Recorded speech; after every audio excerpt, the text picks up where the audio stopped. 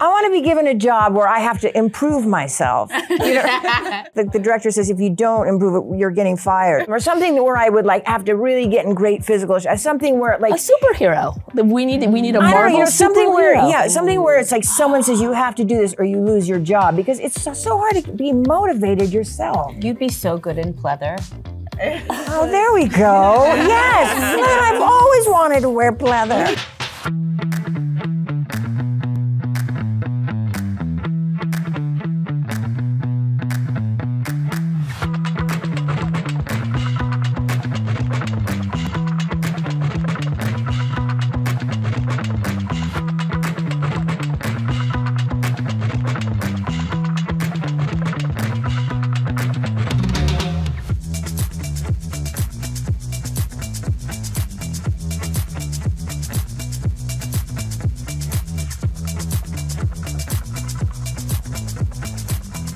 Hi, and welcome to the Hollywood Reporter Roundtables. I'm your moderator, Lacey Rose, and I'm so thrilled to have you guys all here. If a fan is to come up to you on the street, what are you sort of bracing to hear? What do you typically get? Right now, because of Swarm, I'm getting who's your favorite artist. Uh-huh. Yeah. I say it's ironic that I'm playing like the ultimate stand, because the first time I went to a concert was like in 2018. Uh-huh. I don't really like to stand up that long, so I don't really have an answer for them. I actually always get asked like if I am me, because I look quite different in real life, which actually presents, I think, like an unfortunate possible out, because there is a temptation, right, to say no, but I get that all the time. But no, I've taken the out. Yeah, for sure. Yeah, I get a lot of 13 going on 30. They're just it's my comfort movie, or it's my wife's favorite movie, or. You know, God forbid, my mom's favorite movie, things like that. What about you? Well, it was actually, it was kind of split down the middle. It would be girls would come up to me and say, you're that lady from Legally Blonde, or you're whatever. And then guys would always be American Pie. And then, thank God, White Lotus came along, and now it just got eliminated that set. Now it's just right into, it's just, you're the lady from White Lotus, yeah, whatever. It's kind of all over the map. Like if someone comes up and says, my dad loves you, then I know they're going to talk about 2.5 Men. But it's all sorts of things, you know. It's recently been Yellowjackets, but I do say, like, if someone comes up and says, are you famous, which sometimes happens, I do say no, because I don't think that I am. And also, do people tell you look like is a very awkward thing to respond to. I think they're, they think they're being gracious and sort of they are by giving the, but it's I'm very stymied by that. I short circuit. It's kind of shocking how many people approach me immedially with their appreciation for my so-called life. Interesting. That's which was a very long time ago. And it's very heartening. Like teenagers today are still aware of it and finding it. And, I love it too. And Winnie Holtzman, who created it, is a dear friend still. I'm having lunch with her tomorrow. Like it's still very much a part of my so-called life, but to know that it continues to exist and land with future generations is super groovy. I was in the bowling alley and some girl from Swarm again. She was like, "Are you like that in real life?" I was like, "No." As in, do you kill people? I picked up the bowling ball and I was like, "Let's see." No, but yeah, I was like literally, are you? Am I gonna say yes? Yeah. Even if it was true, would I say yes? No. I was 100% imagining you were going to say someone comes up and says something about a Negroni. I thought for sure. Yeah, that happens as well. Yeah. Does that okay. Yeah. Stunning. And do people like buy them for you at bars? Or are you ever like, I'll do a beer at this point? No, there was a period where I was I was like desperate for a lager. All right, so you are all here because you have had these incredibly sort of powerful roles. They've all resonated. Did any of you have any reservations, hesitations about taking the parts? And if so, what were those, founded or not? Well, Fleishman, actually, weirdly, my bestie, Ariel, we had lunch and she dragged me to the nearest bookstore and bought this book, Fleishman is in Trouble, and bought it for me, shoved it in my backpack because I'm a child apparently, and said, "No, I really need you to read this book because I need to talk to you about the ending."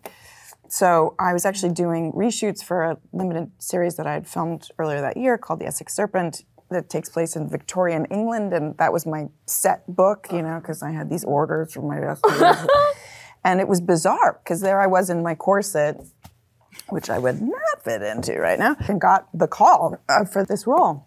It was a bit uncanny and a little cosmic, you know, so I didn't question it. I was like, well, obviously I have to do it because the gods told me so. No, I was thrilled. I hadn't read nearly enough about this particular experience, about trauma in women, about postpartum, and I was delighted, kind of perversely, to delve into everything that means, just because I think it's fascinating and not reflected on enough.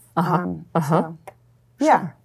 Well, I definitely had reservations, but it was kind of funny because when Donald Glover and Janine Neighbors talked to me about the role, they wanted me to originally play Marissa, which is the role that Chloe Bailey plays. Why do you think that's what they wanted for you? Well, Donald told me it was because of, I guess, the roles that I've played before. I'm very familiar. Yep. He said it feels like when you play characters, you want to protect them. And so he didn't automatically think of me for Dre. So when they told me about the story, I was like, I called my team after, I said, man, I got to play Dre. You know, and they were like, oh, you might have to fight for it. It's like, if that's the case, it'll be the case. But Donald got on the phone with me and said, why you want it? And I said, I never wanted to catch up to my own self as an actor or put myself in a box of people. They accept me this way, they like me in this type of role, which is a character that's usually more easy to digest, and I didn't necessarily want that.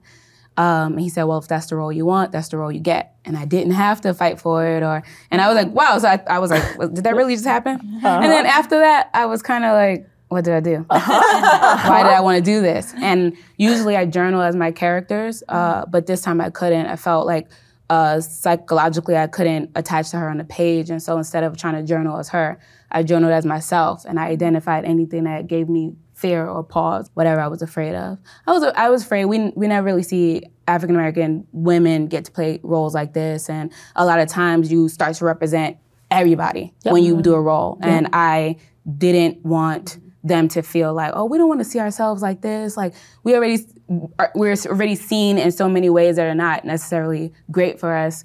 But I really had to identify why I wanted to do it. I've watched Monster with Charlize Theron and Hilary Swank in Boys Don't Cry and Heath Ledger and the Joker, and I was like, man, I want to do something like that.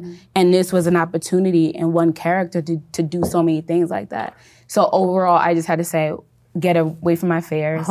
And accept the challenge. Can I ask why it was hard for you to write as the character and in this particular case? Yeah, I think because even Donald and Janine, I said, they didn't tell me much about her backstory. When I asked questions, they were like, oh, she's just emotionally stunted. They didn't really give me anything to latch onto, and so I had to kind of allow myself to be present and not map out everything. Sure. Yeah.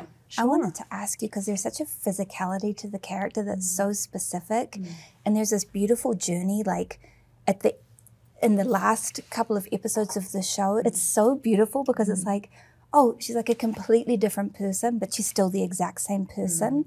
And I just wondered, like, was that something that came to you instinctively, or was it something that did you walk around your apartment like practicing? Because it felt like a magic trick to me. I'm so obsessed with this performance. She already knows, but like, thank you. No, I didn't. I didn't plan it because I felt like I might have gotten in my head. Yeah. So I just kind of let her exist. I think with the physical stuff, I've always been influenced by like Lucy. Like when I was 10 years old, I was watching I Love Lucy, say, I want to be like Lucy, or Jim Carrey and Lila, and all the physical things, and kind of really didn't get the opportunity to play in that world.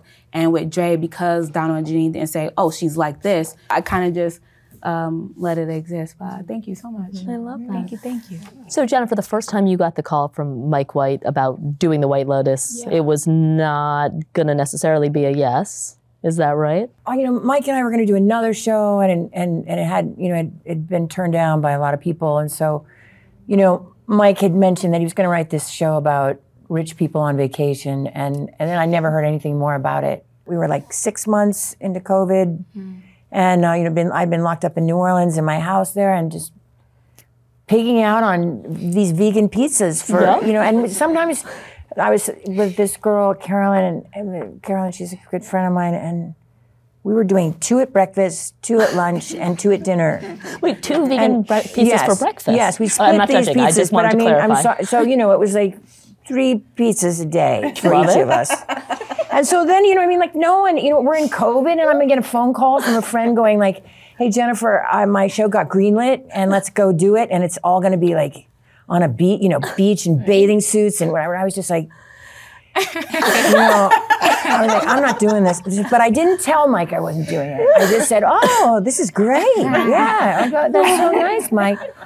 Yeah, God, that's congratulations for getting greenlit and everything. And I also did, I did think we were all going to die during COVID, so I was sort of already, so I was just like, why not? Like, and just do whatever you want. Walk around naked, get arrested, whatever. It's all going to be over. But then it started becoming a real thing, and the text, what does that little ping in my bedroom in New Orleans at like 2 a.m, and I looked down at my phone, and it just said, "Are you afraid?" And it was from Mike. He knew. He knew. But, I still wasn't going to do it. And I think this happens to actresses a lot. I think sometimes you sit around and bitch your whole life that you've never been given the role of your dreams. And then when it comes, you're like, yeah, I can't do it. I ate a bunch of pizzas, and I really, another time, and ruin, you can ruin. And thank God I have a bestie, that, when I got back to, I was in LA and I was at her house, and she goes, hey, are you going to do that show with Mike White on the show? And I was like, no, I'm not. And she goes, what do you mean you're not? I said, no, I'm not going to do it. I'm not feeling well. And she just like caught on to like my bull crap. And she just caught on. She knew exactly what I was doing. And she was like, you are an idiot. She just went off on me and just said, are you crazy? She gave me this, and she really just barraged me with all this, like, you're an idiot. I'm not going to let you do this. I'm going to tell Mike White, all of this. She's like, this is the role of a lifetime. You have to do it. And thank God I was like, well, I'll think about it. Still, it's not. But then I thank God. Frightened you so much? What was it? I'd be scared of putting on a bathing suit. Yeah, putting on a bathing, and look, I wasn't like, they have Sydney Sweeney and Alexander Dory to wear those bathing suits. It wasn't, I don't know what I was thinking. I didn't know why I thought they were wanting me, walking around, whatever. I don't know. It was like self-hate and not being prepared. Not being prepared. That would do it for me. I would not being prepared, and then and this is the thing my friend kept saying. She's like, do you think this comes around? Do you think like tomorrow there's gonna be like this is this thing happens and you just have to freaking take it, Jennifer. Sure, but you don't necessarily know what doors everything's right. But if what would good writing is good writing. Good writing. Absolutely, no, you're right. But even if I had done it right, and let's say it was a big bomb, it still would have been better than just not to. Yes, you know what I mean? Like, eating your pizza. Yeah, I'm with you. It's just. So then cut to, since we've already spoiled it, I always for one person at this table, when you get the call during season 2 from Mike that says your character is going to die, are you at that point then trying to talk him out of it and keep you on the show? Are we now on the other end of the spectrum? I kept thinking if I did a good enough job, he wouldn't kill me. Oh, but, he did too good of a job. He had to go. But it was sort of weird because I did think that like I had like 6 months to butter him up before. Is it your assistant? Is it your assistant? Okay, sorry. Keep going. She's so good. Okay, it's amazing. What I did, but yeah, no, it's an amazing. I love that you haven't seen it. It makes me. One person on the planet who happens to be sitting next to her who doesn't know what happened. Okay, all right, proceed. Sorry, I have to go watch some TV. What episode are you up to? I'm so curious. Greg just left. Oh. Oh, okay. Yeah. The pity on your face. It's such a shock. It's such a like It will still be. Okay. Okay. It'll still All right. be. Yeah. I'm sorry. I'm sorry, but it's just so late in the game. Where have you been? I'm joking. You got your things going on. Just a few things. Emma, you had nodded initially when I said if anyone had any reservations. I mean, you were obviously entering into one of the biggest sort of franchises in the world. No pressure. Did you feel that? Did it give you any pause, or was it just sort of thrilling? No, I wrote a pros and cons list, like during the auditions process. What was loosely on each side? Just like the big one, I think, on the cons list was like loss of anonymity, but probably that was like a way of writing, like, you know, self-hate or something. And but I auditioned for 3 months during the pandemic after losing like a year of work. So in some ways, I think my hands were tied because I self-taped for 3 months. Halfway through the process, the then showrunner, Miguel Sapochnik, called me to ask me if I owned a wig. And this is like pandemic time, like supermarkets are open. I think like a proper person would have asked the hair and makeup someone who does that, like for advice. Like, oh gosh, what did you do? I just didn't call anyone, and I had a bag of hair that was from a job in my colour, me and my partner just like, we literally stuck it to my head. I have to see a picture of it. Yeah. I have like work in progress pictures. But then every time I self-taped, I had to sit on the floor of my living room while my partner did my hair for me, which took about 2 hours. Oh gosh. From the hair, from the weft, and then at the end of that, I did a 4-hour in-person audition. And then I didn't hear anything.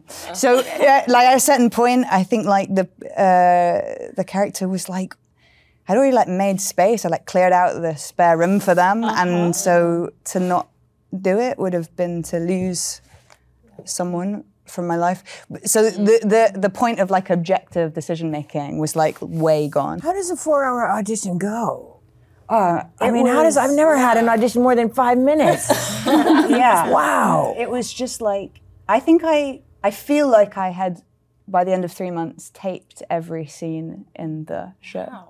Because they took like a punt on me, I guess, and that I couldn't, bring an audience. So I just remember that it was like good for a while, and then it was awful, and then and they brought me a proper wig, like a blonde wig, and then after a few hours, they said, "Great, you can like go home and like get drunk. We'll be in touch." And then they said, "Actually, can we just do a few more?" But that had to feel like you were getting something. They must have really liked it. It was amazing. It was like the virtuosic performance of my life. There was like a really strong sense of like fighting for something.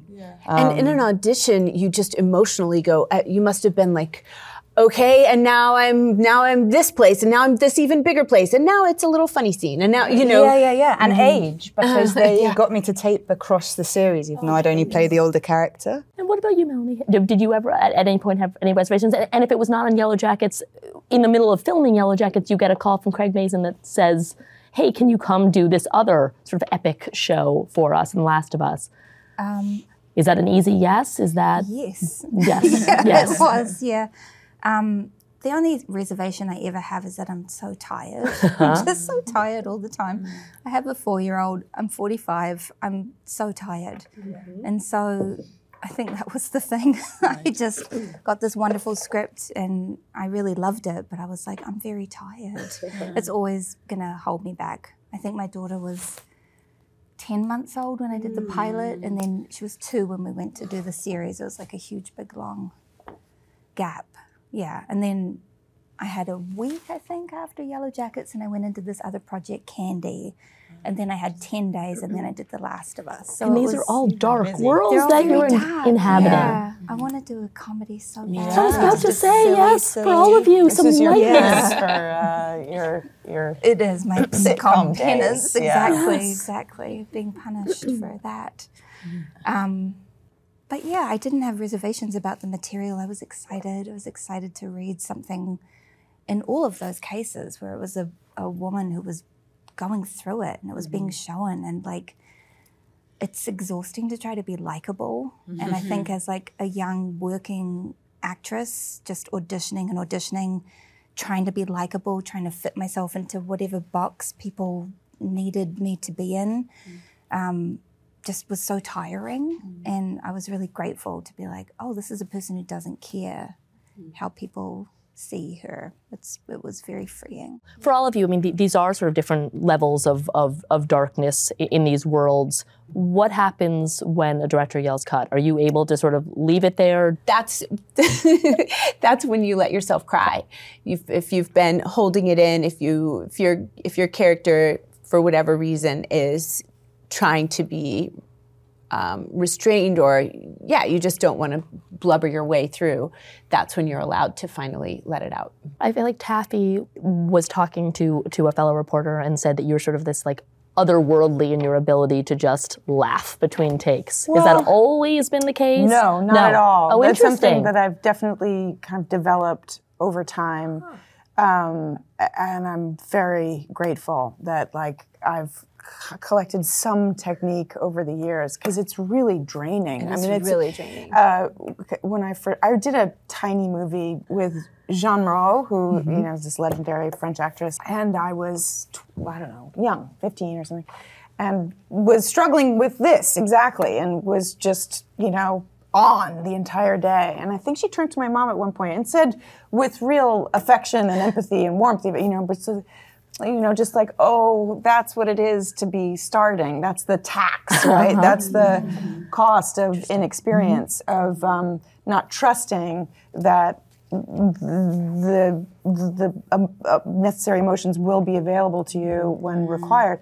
But yeah, it's fun, and it's sometimes I think it's a bit of an illusion, my convivial, in between takes persona, because it's definitely still on in a simmer, it's very, there's this internal clock, like you kind of can chart out the day, and also go, okay, so you can get information. Maybe I'm too shy to even overtly ask, but I kind of make inferences and go, okay, so I think in like 45 minutes I'm going to have to be my most alert. And and I'm not sharing this with anybody. And I tend to do crosswords. Like I tend to have some kind of menial like knitting is great, something that occupies the mind but doesn't take me fully out of the narrative or the moment. My husband will read books. I'm like, I can't live in two coexisting stories. But so he's everybody has their own approach, but I do think that sometimes it's misleading, and also, because I'm still kind of keeping something crackling imperceptibly, but sometimes it doesn't come. I also know now that when it doesn't come, it's okay to acknowledge it and say, hey, I need a minute, or do something weird to jar myself into another state and allow something more fluid to appear. And I know that's okay to be in a dry moment. It's okay to ask for a minute to alter your state.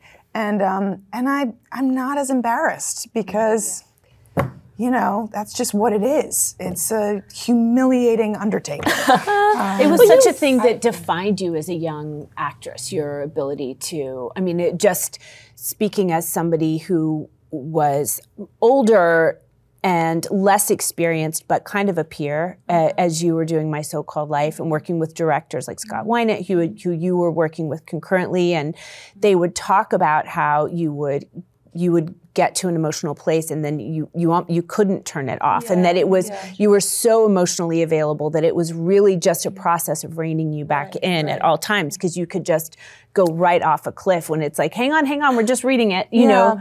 So it's like a hallmark of your work that you just have this big open heart that translates. So. That's very kind, and I think actually when I did Romeo and Juliet with Baz Luhrmann, he helped me understand that it is an act of imagination, it's an exercise, it's not the truth. It's something you can play with. And if you think about it in that way, it's not disingenuous. It actually just gives you more latitude and more freedom. And that was a major insight. That was very helpful. Like, oh, it's not artificial if I am, you know, if I'm thinking about it as a manipulation.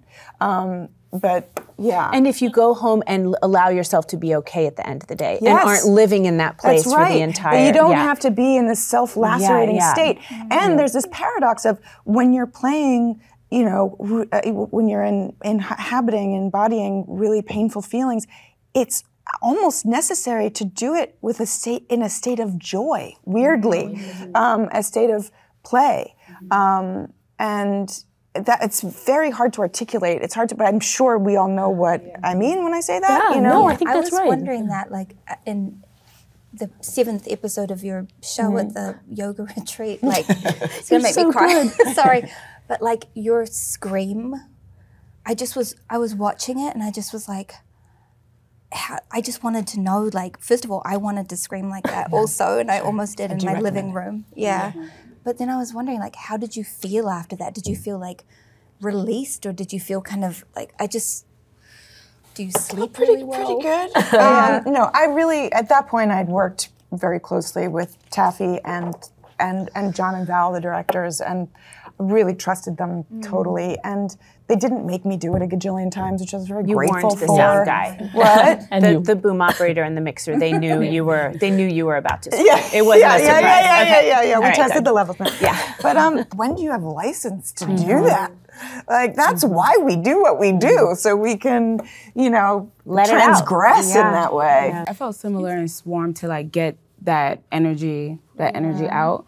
But I will say in between, I'm often very much like, oh, what are we doing? What are we eating? Like, I'm like that. But for the 7th episode with her girlfriend, that particular kill was very hard for me because I think it was her first time being, it was with her bare hand. Every other time it was an object.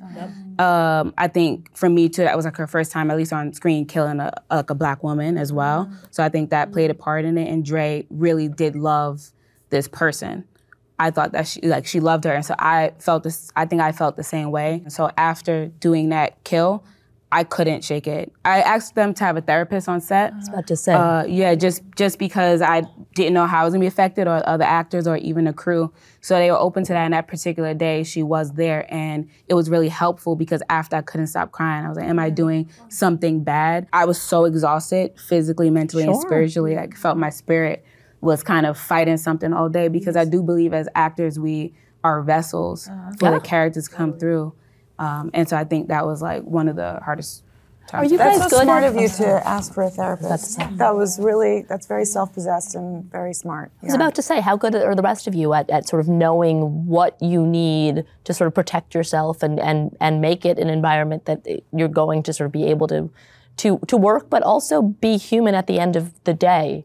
I think because I'm on such a big cast and so many of the cast are younger than me, I feel like I need to advocate for whatever their needs are. So what does that look like? Just kind of like making sure everything is okay, just kind of like a global kind of asking for protections and for people to be really transparent with me about how they're feeling. And But that's a lot to take on when you also have a role to play. not really, because No. honestly the cast is very like self-possessed and they're very capable people. Okay. So there's not a lot of like, you know, I just want there were times where I felt so lonely when I was young, and I just want people to feel like there's somebody there.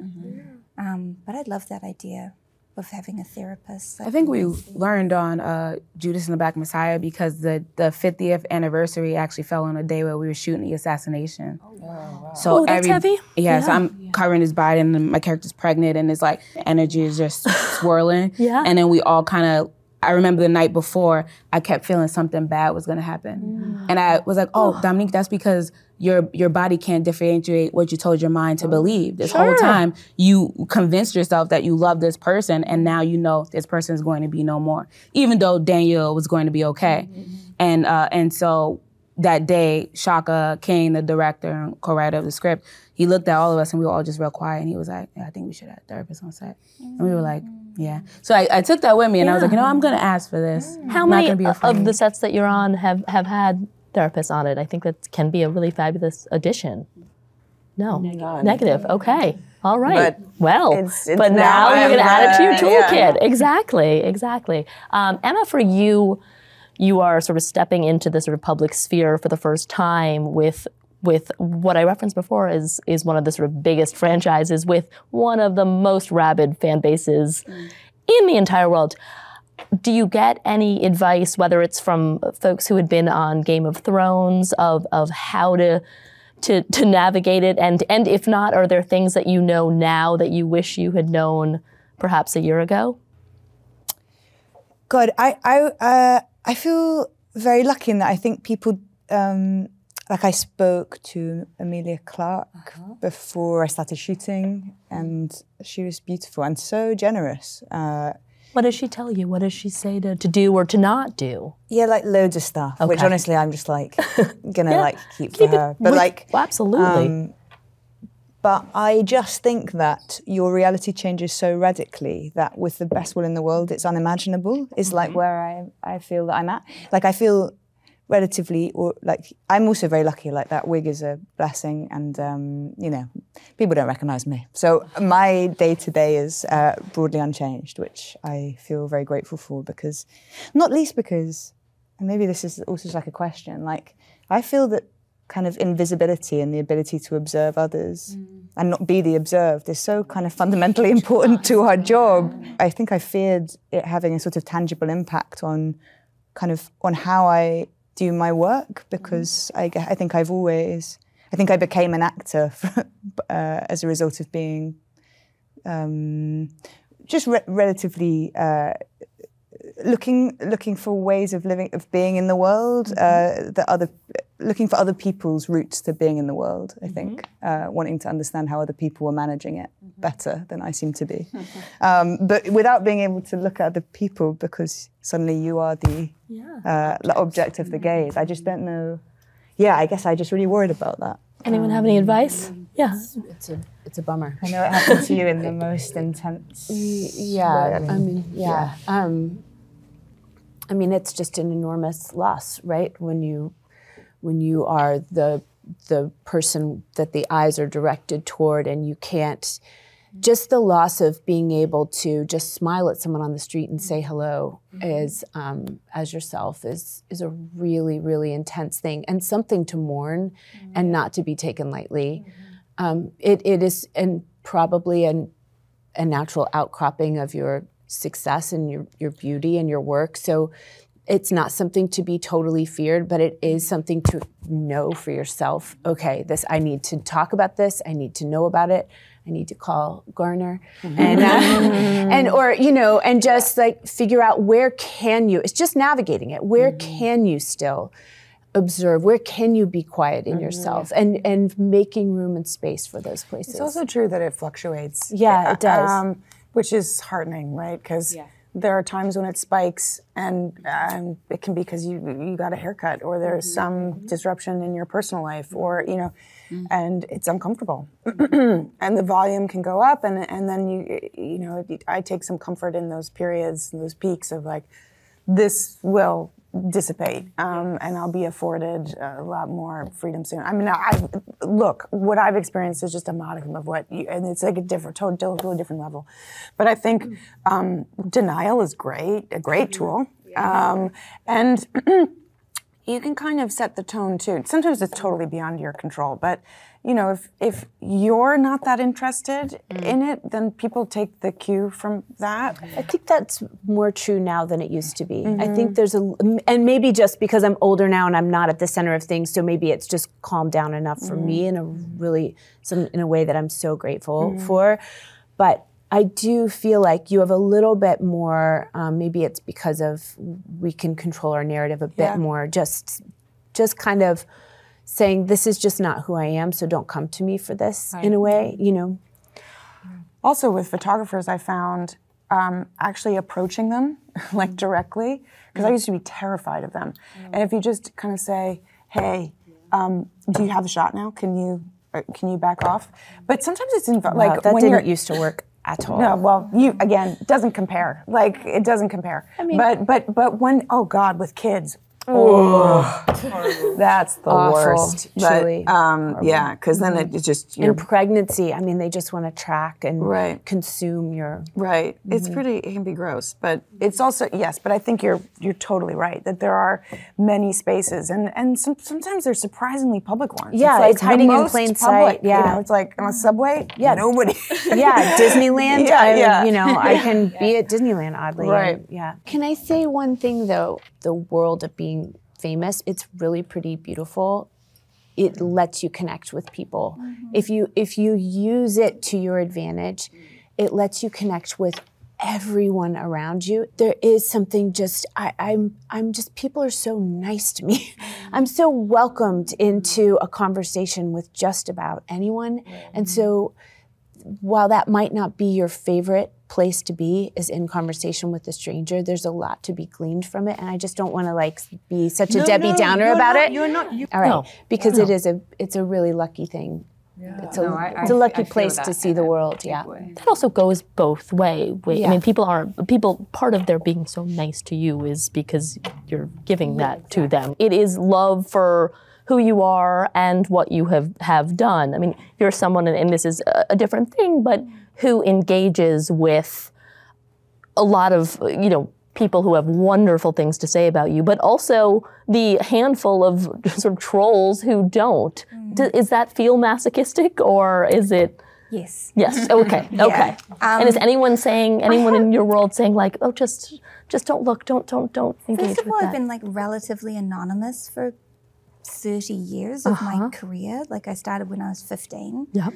So it's been very hard to get used to people paying attention to anything I say. I don't know, I was in group therapy for 5 years. I'm like a person who, I don't know how to make small talk. I don't know, I'm paralyzed. I was very shy as a child. I can't just like easily sit around, I only know how to connect.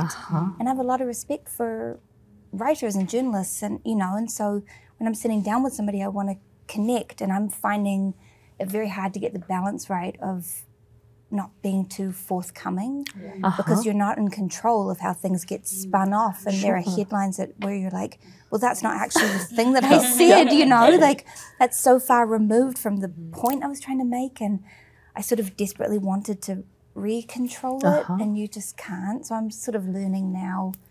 I also was like bullied as a child. We moved a lot, and I was very, very shy and very weird, if I'm being honest. And so I have a hard time now with bullies. Like there are a lot of bullies on the internet, and I don't want to talk about it specifically, but like it's hard for me sometimes to not just say like I actually have a voice now. Well, and also when you're clapping back now, you have a whole army behind I know, which is also you. kind of a difficult thing because I don't want anyone else to be attacked.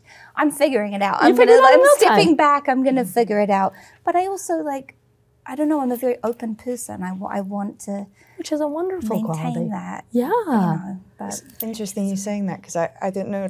As soon as the show came out, I felt like I was back in the playground. Like this bizarre hyper visibility, paranoia, and this bizarre this bizarre type of sociability that I found very difficult to reckon with.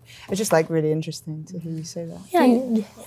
Did you, because you knew that it was going to happen, did you find ways to prepare before? I find this is small again, but last summer, I decided to ride the train in Brooklyn all summer just because I didn't know when. Yeah. No, that next summer when this thing happens or this thing happens, I tried to, in a lighter way, because everything's so heavy, but in a lighter way, be like, what are the things that I might miss if this were to change? Oh, interesting. So I was like, I'm gonna ride a train. It's so annoying riding a train, but one day I'm not gonna be able to do it, probably, whatever, and then I won't have it. So I wonder if that was something, or even just going forward, what are the things that you love to do that I might not be able to do it, but I can do this now, so that you can enjoy it. I love that idea.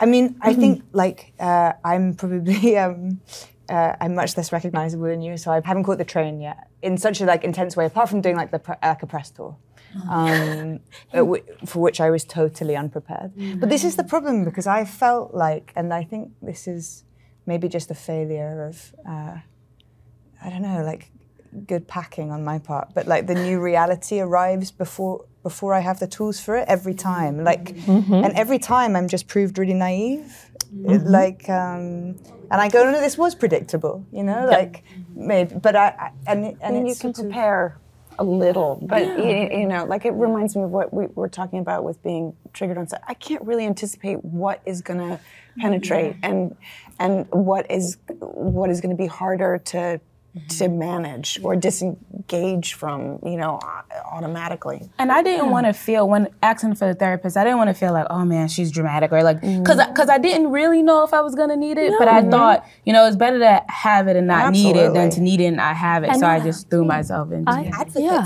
think that's also extremely important. Very impressed. Coolest thing I've ever heard. I think that's absolutely right. Melanie, you were sort of describing this sort of point in your career now where you've been doing work for so long that was celebrated, but on a smaller scale. You're now doing things that are sort of squarely in the zeitgeist. And Jennifer, I would say the same with your career. You've had all of the success, and yet I've heard you talk about this idea, like, I didn't know you could be a late bloomer in your career. I feel like with you, you often read descriptors, I'm gonna quote some now, that go something like, after decades in film and TV as a secret weapon the industry didn't quite know how to use. I'm curious, like, did it feel that way to you? Well, I think, you know, the one thing I do sort of realize is that sort of White Lotus was sort of this moment, and I'm, you know, I don't know if it's because it was sort of a comedic role, but it was mixed in sort of with a very dramatic sort of story, and I think maybe it was the mixture. I mean, I sort of did a lot of comedies and stuff where it was really pretty much just comedic. I mean, you know, look, Legally Blonde had some sad, you know, or whatever, like, you know, you have these little sad moments, but it was more of a very sort of upbeat comedy, and I think, I don't know, for some reason, White Lotus had very high stakes. And then there's some little comedy mixed in or whatever, but maybe that was it. I don't know. I don't know if it's like people, I always feel like people pick up when you've given up. People, you know, it's like when you're the guy you always wanted. And then when you're finally over the dude, you get the call or whatever, and he's like, hey, I've really missed you, whatever, you know, or they, you know, you bump into them, and they're like, you know, I really want to, you know, and you're just like, too late. I mean, you know, you're just like, but with this, it's different than a human being. It's sort of like, I'm not angry about it. No, I'm not angry about it. I'm not angry that this is happening. I'm thrilled. You know, it's not like, you know, someone who like dissed you for years. It's not that. But yeah, and the other thing that's sort of great is that I think it's just when you don't think anything is. I think when you think nothing is possible, nothing positive. Not that I'm like that much of a downer, but I just didn't think anything really. I thought I had my moment. You know, I had my little moments, my little comedy bits, movies, whatever like this, and I felt like it had all gone, and the wave had passed, and then this sort of unexpected moment. It's just thrilling because you know, I didn't have this for myself. I didn't think this. I mean, yeah, maybe when I was like 15 and I was like, you know, I'm going to be the lead in everything, or I'm going to, you know, these unrealistic. But now, yeah, I mean, I'm thrilled, and I'm so happy I got this moment before I croaked. Okay, so what do you do at the moment? What doors have opened that were previously closed, and how do you keep it open? I was like really, you know, really cool. I'm not saying this wasn't happening before. I did get some jobs from people that I really do respect. Of course. That, you know, and I still, you know, and I will do future jobs with the people. But I'm saying, like, you know, without naming names, some really cool people have called lately. And I'm like, you know, well, I'm gonna have a cocktail tonight. No, you know, whether it leads to anything, I don't know. But you know what I mean. And then who knows? Maybe this moment will pass and it will. We gotta get you to Thailand. You gotta come back from the dead somehow. Yeah, but like I said, there's not one negative side to this moment. I just, you could not have ever told me that this was going to happen, and I never would have believed you. And yeah, I'm just It's so nice too that it was born out of a pre-existing, rich, long-standing friendship. Right. And to walk into a shared success with somebody who you love and trust is also just makes it that much more wonderful and a little safer to enjoy it. I think. And plus, like I'm glad you brought that up because it was someone who gets so much of the credit. It was a friend of mine. It wasn't like I created this myself. It was someone who gave me this amazing gift. Isn't it incredible when somebody that you respect says, I see you in I think you can do something different than I've seen you do and I really want to check it out. It's amazing. Yeah. Such a great feeling. Emma, I've heard, you said for a long time that you felt pressure to quote, I'm going to quote you, present as a woman in order to find success in this industry. It wasn't sustainable and I stopped pretending. And at that point, you obviously started to find this real success. How did it change and what does that ultimately tell you? I mean, I was very lucky because I'm aware that it could have gone the other way. Yeah. But no, I mean, I'm also talking about like really small things like you know what's weird? No one tells you once you get an agent how to have an agent. That's so weird. Like you try and get an agent and then suddenly you have this person in your life who now takes care of all the things that you previously did yourself and you're supposed to trust them. But I think I sort of got an agent, which is what I thought I was supposed to have done. And then I panicked that I duped him because I'd grown my hair to look more like a girl so that I could be an actor. And then as soon as I had an agent, I thought, I just don't know how to live like this. And am I going to do this forever? And can I even get a job if I don't look like this? And I have a job anyway, so maybe it doesn't matter. I work in a shop. So then after like about a year, I just thought, do you know what? I'll do other things. I do things. So I'll just I'll cut my hair and I'll feel better. Yeah, and then I'd never told my agent that I now looked quite radically different. I guess I just realized that it was fundamental to be able to live in the gaps. Like it was interesting when you were talking about, I was bullied to pieces and I just wasn't very good at I just didn't exist well, so I was sort of a good target. And I think I spent a lot of time wondering how other people were managing it and then did a play at school and discovered that there was incredible freedom in being somebody else, especially when you're starting out in your career.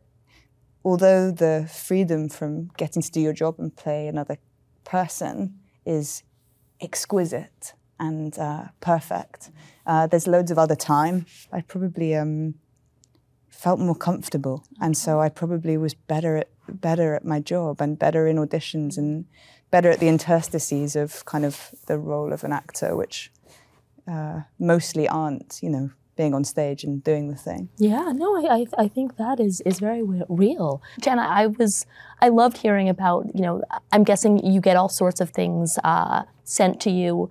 Last thing you told me was one where you were writing passionate letters of here, please consider me for this. Was that because you didn't think it was something a type of role that would come to you, or what was it in that book, in that story that you felt like, oh my God, I have to do this? Like Claire, I really connected to the book, and I to Fleishman is in Trouble. I connected to the last thing you told me, and I loved this woman. I read it first as a mom aloud to one of my teenagers at night. It's kind of a thriller. It's not something that you would typically read to a kid, but things got spicy during the pandemic, and it came out, and we just read it, and we kept speeding through and just staying up later and later because we were just having such a good time. And it wasn't a role that was available. And when it became available, it was just a story in a book and a character in a book that I hadn't been able to let go of. And I'm not like Hannah, my character, but I felt like I needed to play her out. I felt like there were things in my life that I could play out through her. And I wanted to check out what it would be like to be more still, more calm, less extra than I am naturally. So I didn't see myself as someone who would be considered for the role necessarily, but what can you do? Sometimes you just have to take matters into your own hands and just it's not enough just to raise your hand. I mean, there are lots of people raising our hands on our behalf. Yep. Our agents are, saying like, oh, think of this person. I needed to say, I am actually inextricably connected to this character for some reason, and I actually need to do this. And let me just tell you why. Not an autobiography, because it's not that clear, but there is something about the way this woman becomes a mother. There's something about the way this woman is challenged that I really would appreciate the opportunity to explore. And do you feel like you got out of it what you anticipated? I think I did, yeah. Well, first of all, I learned to turn wood, which is kind of like the whole reason. I mean, that's one of the luckiest things for all of us, that we learn to fight, that we learn to turn wood, that we learn to hold a stethoscope, or we learn languages, or, we get to have these, dip into these other worlds and, experiences, and that was one that was particularly cool. I love that. Dominique, I'm curious for you. I mean, you referenced Transformers, so you're about to be in this sort of huge franchise. Is that more intimidating than doing something like Swarm? I make kind of all of my choices based off of like this inner child, the one who watched the movies and said, I want to do that. Like I told Stephen Capel, if I'm gonna do this, I'm an actor that loves to talk about character, and I was like, I'm gonna have notes. He was like, give me your notes at 2 o'clock in the morning for this big blockbuster movie. And like 2 or 3 times I sat with the writers, and it doesn't mean that those things are gonna be in the movie at all. You watch it and it's completely different, but at least I got to speak for it, like speak for myself and for the character and be true, and I can go to sleep at night knowing that I did that thing. And so in terms of that, no, I approach them all the same. If my inner child wanted to do it, then why not try? I love that. Yeah. Well, as a few of you have been in these sort of I'm looking at the two of you have been fronted these sort of massive blockbusters, whether it's an Electra, whether I was like, oh yeah, I did Terminator. Yes. I did a Terminator. Remember that? I know, I'm thinking, what did I do? What did I do? That was a long time ago. Yeah. But is there any advice anything you wish you two had known that would be helpful here, or had done differently that may be helpful as she navigates this? Oh, I wasn't carrying it. I was just dipping in, going, whoa, cool. But no, I'm just so impressed again that you knew that about yourself, that you were very comfortable sharing that. Your wisdom is kind of wacky. It's so great. No, I'm stealing all of this. Yeah, the two of you have such different sides of the coin of young wisdom that is so beautiful to see. They're related but different, and it's really a privilege. It wouldn't have occurred to me to dare share my process with anyone. I would just would quietly sneak it in, smuggle it in. At this point, who's comfortable giving sort of notes to a now showrunner? I feel more comfortable, I guess. Okay. Yeah.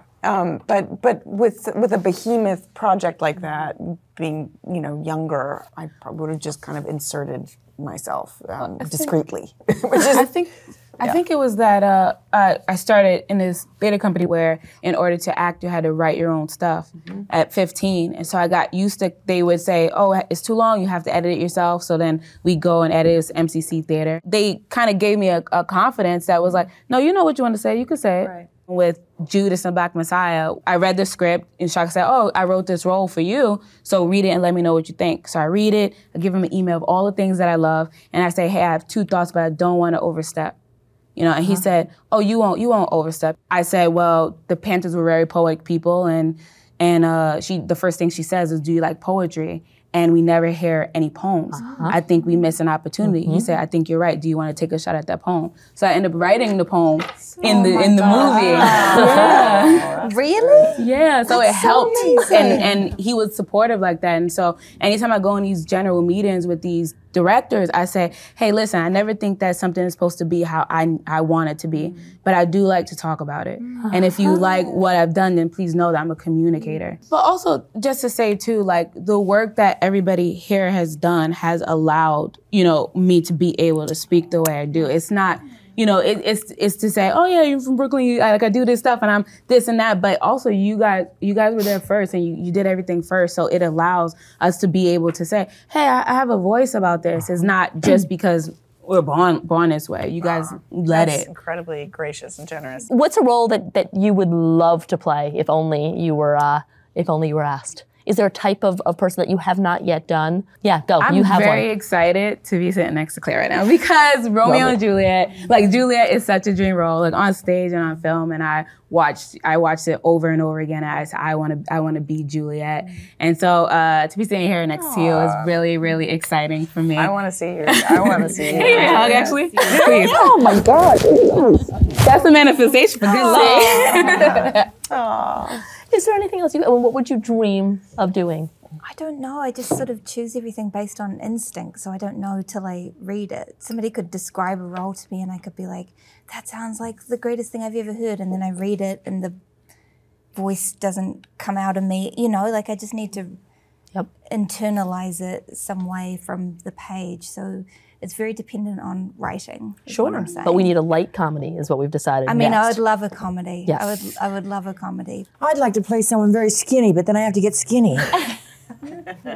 No, I'm joking. No, but I would like to take a role on, you know, that would involve improving myself. You know what I mean? Like, I want to be given a job where I have to improve myself. You know? So that you know what I mean? Like the director says, if you don't improve it, you're getting fired. Or lose some weight, and we want you to like, you know, like you're a famous ice skater, and you have to do triple whatever, and you have to really do them, or something where I would like have to really get in great physical shape. Something where like a superhero. We need a Marvel superhero. Something where it's like someone says you have to do this or you lose your job, because it's so hard to be motivated yourself. You'd be so good in pleather. Well, there we go. Yes. And I've always wanted to wear pleather. Exactly as you are. You should be wearing pleather right now. You're so perfect. I guess I would like to do something more comic too. Nobody has ever let me do anything remotely light or humor. I often call that out into the ether, like, let me be funny, and nothing comes back. No, crickets. Oh well. Yeah. Oh well. So, well, perfect. Thank you guys all for being here.